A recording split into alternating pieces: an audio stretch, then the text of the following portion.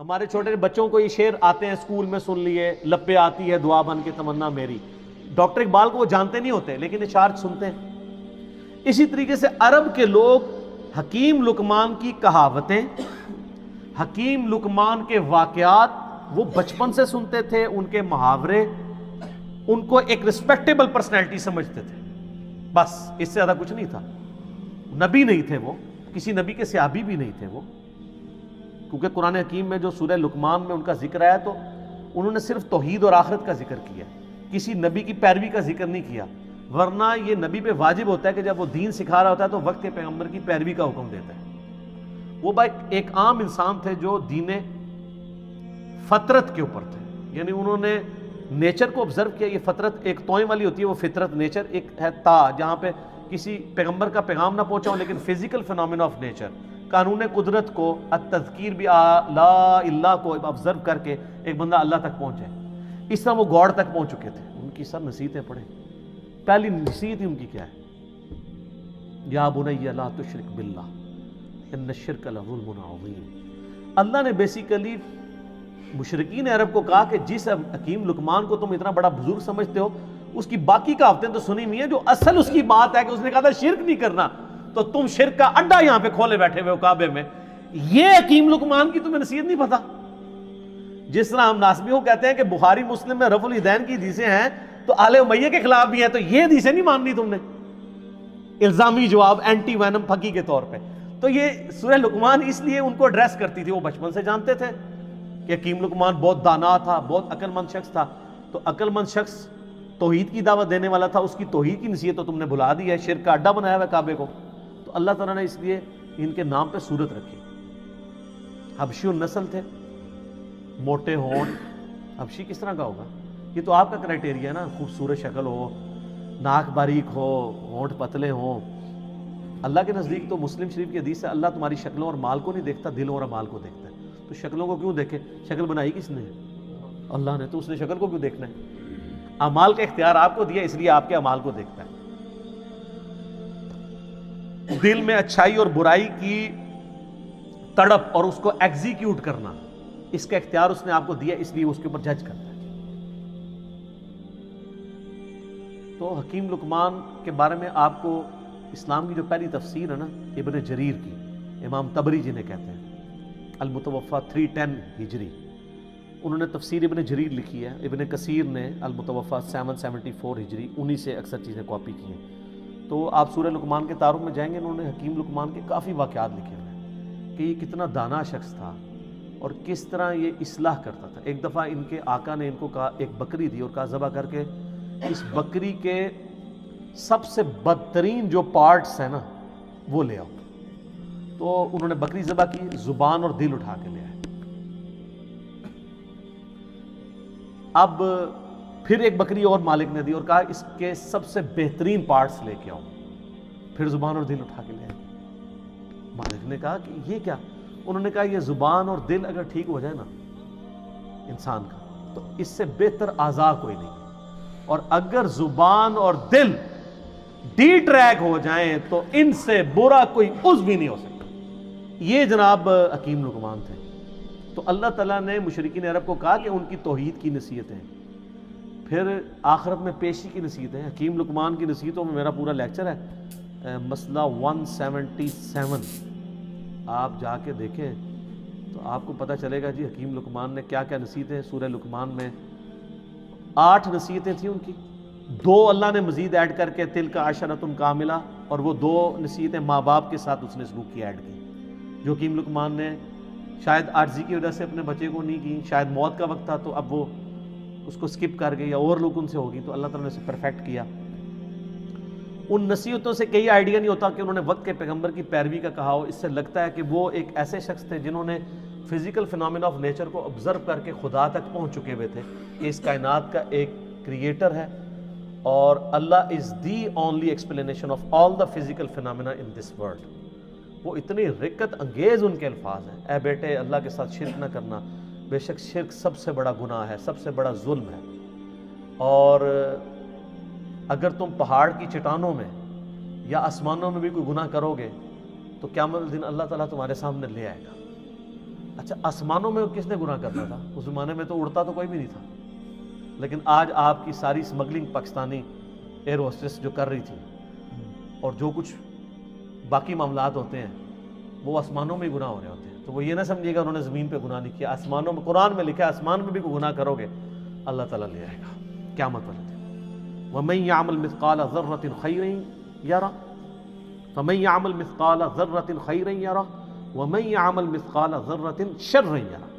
ذرہ برابر نیکی بھی کرو گے وہ بھی لے آئی جائے گی، اور ذرہ برابر گناہ کرو گے وہ بھی قیامت والے دن تمہارے سامنے لا کے رکھا جائے گا. ہاں بھی جواب دو اللہ. تو یہ حکیم لقمان نہ تو کوئی پیغمبر تھے، نہ کسی پیغمبر کے فالوور تھے، نہ کوئی صحابی تھے کسی پیغمبر کے، نہ کوئی تابعی تھے. ایک سلیم الفطرت انسان تھے جو خدا تک پہنچ چکے ہوئے تھے. اور ایسا شخص اہل فطرت کہلاتا ہے، یعنی فطرت ایسا شخص جس تک یہ تا کے ساتھ ہوتا ہے، جس تک وقت کے پیغمبر کی دعوت یا کسی پیغمبر کی دعوت نہ پہنچی ہو، ایسے شخص کے لیے صرف ایک اللہ کو ماننا اور آخرت کا یقین کر لینا کافی ہے. چاہے نبی کی دعوت نہ بھی پہنچی ہو، اس کے لیے بس یہ اتنا اجمالی عقیدہ رکھنا کافی ہے. البتہ جب وقت کا پیغمبر آ جائے پھر اس کو ڈینائی کرے گا تو وہ کافر ہوگا. لیکن ایسے لوگ عموماً ڈینائی نہیں کرتے. اس کی آپ کو نمائندہ مثال بتاتے ہیں. سیدنا زید بن عمر بن نفیل، آپ کو پتہ ہے نا ان کے بارے میں؟ صحیح بخاری میں آتا ہے. ان کا ایک بیٹا ہے سعید ابن زید. سعید ابن زید کو جانتے ہیں؟ اشرا مبشرہ والی حدیث والا، مغیرہ ابن شعبہ اور حضرت معاویہ کے ساتھ جھگڑا کرنے والا، اور مولا علی کی شان میں 10 صحابہ کے جنتی ہونے والی حدیث سنانے والا، حضرت عمر کا بہنوئی سعید ابن زید، شروع کے مسلمانوں میں سے. ان کا باپ تھا زید بن عمر بن نفیل. اس کے اوپر بخاری میں چیپٹر ہے. یہ اہل فطرت میں سے تھے. نبی علیہ السلام فرماتے ہیں کہ مجھے صحیح طرح یاد ہے، میں جوانی میں تھا، اس وقت اللہ نے مجھے مبعوث نہیں کیا تھا. ایک جگہ میں دعوت پہ گیا تو وہاں پہ لا کر دسترخوان کے اوپر کھانا رکھا گیا، اور نبی اسلام کی اس وقت عمر 25 سال تھی. تو آپ کہتے ہیں کہ میں نے زید بن عمر بن نفیل کو دیکھا کہ وہ اس دسترخوان سے اٹھ گیا اور اس نے کہا کہ میں بتوں کے نام کا ذبیحہ نہیں کھاؤں گا. ہائے ہائے ہائے. آپ فرمائے پوری امت بن کے اٹھے گا وہ، اور وہ کعبے کے ساتھ لپٹ کے کہا کرتے تھے اللہ میں صرف تجھے پوجنا چاہتا ہوں. لیکن وقت کے پیغمبر کی کوئی تعلیم ان تک نہیں پہنچی ہوئی تھی. مواحد تھے، وہ یہ مانتے تھے بت پرستی حرام ہے، پیغمبر کی دعوت نہیں تھی. اسلام آنے سے پہلے دنیا سے چلے گئے. لیکن آپ دیکھیں امام بخاری نے رضی اللہ عنہ لکھا ہے، صحابی نہیں ہے لیکن بیٹا تو صحابی نکلا نا. پھر سلیم الفطرت لوگ کیسے ہوتے ہیں؟ ان کا بیٹا ہے سعید ابن زید، حضرت عمر کا بہنوئی، جس کو حضرت عمر سے مار پڑتی تھی اسلام لانے کی وجہ سے.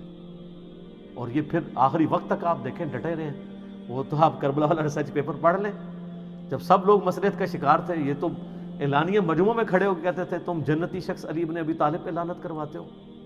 ہم کبھی بھی اس پہ لعنت نہیں کریں گے، کیونکہ میں نے رسول اللہ سے سنا ہے ابو بکر جنت میں، عمر جنت میں، عثمان جنت میں، علی جنت میں. سنن نسائی الکبریٰ میں اوپر تلے کتنی حدیث ہیں، میں نے اس اپنے کربلا والے ریسرچ پیپر میں ڈالی. ایک تابعی آ کے کہتا ہے کہ میں اس دنیا میں سب سے بڑھ کر سیدنا علی سے محبت کرتا ہوں. تو سعید ابن زید نے یہ نہیں کہا تو شیعہ ہے یا رافضی ہو گیا. آپ فرمایا تجھے خوشخبری ہو، تو ایک جنتی شخص سے محبت کرتا ہے. دیکھیں جی حضرت علی کی جن لوگوں نے صحبت کی ہوئی تھی نا، حضرت علی کی انہوں نے زہد کی زندگی اور ان کی اخلاقی اقدار، ان کی انصاف پہ مبنی زندگی اور تقوی والی زندگی دیکھی ہوئی تھی نا، وہ حضرت علی کو as a role model accept کرتے تھے اس زمانے میں بھی. اب ایک بندہ آ کے کیٹاگوری، وہ آپ سے ابھی یہ بھی نہیں کہہ رہا کہ سب زیادہ محبت تو رسول اللہ سے ہونی چاہیے. یقیناً نبی علیہ السلام سے بھی ان کی محبت ہوگی، ان سے بڑھ کے ہی ہوگی. انہوں نے فوراً ان کو کہا تمہیں خوشخبری ہو، تم ایک جنتی شخص پہ سے محبت کرتے ہو. پھر سنن نسائی الکبریٰ میں موجود ہے. ایک شخص آ کے جو ہے وہ اس طرح آ کے شکایت کرتا ہے کہ جی یہ لوگ حضرت علی پہ سب و شتم کرواتے ہیں. سعید ابن زید کہتے ہیں کہ یہ ہمیں کہتے ہیں ہم اپنے بھائیوں پہ لعنت کریں، لیکن ہم اپنے بھائیوں پہ کبھی بھی لعنت نہیں کریں گے، کیونکہ میں نے رسول اللہ صلی اللہ علیہ وسلم سے 10 بندوں کے بارے میں سنا ہے کہ وہ جنت میں، اور اس میں 10ویں وہ خود تھے. عشرہ مبشرہ میں زید بن عمر بن نفیل کا بچہ سعید ابن زید. تو 9 کے نام بتا کے چپ کر جایا کرتے تھے. ویسے ساڑھے ورگا ہونا کہتا سر پہلا تو میں جے اگے تو گنتی دسنے وہ پہلے باقیوں کے نام بتاتے تھے اور اینڈ پہ کہتے تھے ایک 10واں شخص بھی ہے. پھر لوگ کہتے تھے وہ کون ہے؟ تو کہتے تھے اگر تم ضروری سمجھتے تو میں بتا دیتا ہوں وہ میں ہوں. یہ تھی عاجزی. تو ان کے والد زید بن عمر بن نفیل وہ بھی اہل فطرت میں سے تھے, جسٹ لائک سیدنا لقمان رضی اللہ تعالی عنہ ورحمہ اللہ تعالی وعلیہ السلام. اور سر کیا خوش نصیبی ہے, اللہ کو مواحد کتنا پسند ہے کہ نہ وہ صحابی ہو, نہ وہ تابعی ہو, نہ کسی پیغمبر کی اس نے صحبت کی ہو, نہ کسی پیغمبر کا کلمہ پڑھا ہو, لیکن ایک اللہ کا ماننے والا ہو, شرک سے بیزار ہو, آخرت میں اللہ کی جواب دہی کا یقین رکھتا ہو. اس کے نام پہ پوری سورت ہے, اور اللہ تعالیٰ اس کے اقوال کو توحید کی دعوت کے لیے رول ماڈل کے طور پہ مشرکین عرب کے سامنے رکھ رہے ہیں. آپ ذرا دیکھیں کہ حضرت لقمان, سر اس سے یہ پتہ چلا, لوگ کہتے ہیں نہیں ساری دنیا برباد ہوگی, وہ دنیا تو برباد ہونی ہے, غریباں دی اور ہونی ہے. آخرت آپ اپنی دنیا میں بڑے سے بڑے امیر آدمی سے بھی اچھی کر سکتے ہیں, وہ آپ کے اپنے اختیار میں. لقمان نے کر کے بتائیے نا. نہ نبی ہے نہ کوئی صحابی ہے. اگر نبی ہوتے تو کہتے میری پیروی کرنا, نبی تو کہہ کے جاتا ہے. نبی علیہ السلام نے ہمیشہ اپنی پیروی کا حکم نہیں دیا. تو اگر آپ نبی بھی نہیں, صحابی بھی نہیں, تابعی بھی نہیں, ایک عام اہل فطرت میں صرف اللہ کو ماننے والے ہیں, تو اللہ کو اتنے پیارے ہیں کہ آپ کے نام پہ